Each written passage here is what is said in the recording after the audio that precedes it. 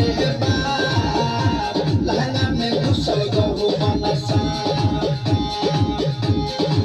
लहंगा डर देह करे थर थर इंद्रा देखिए के भइल बाटे माथा खराब किया रे बाप रे बाप लहंगा में घुसल गहु मनसा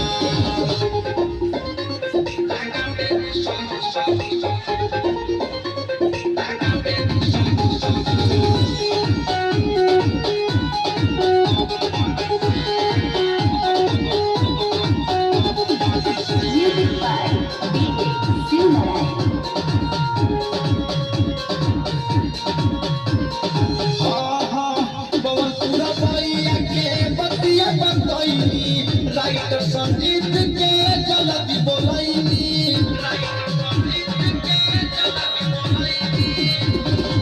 पवन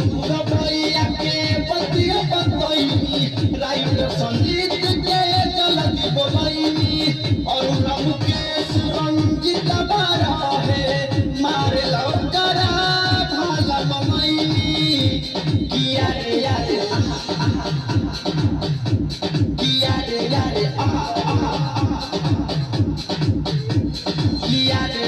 बाप रे बाप लहंगा में घुसल गहु मनसा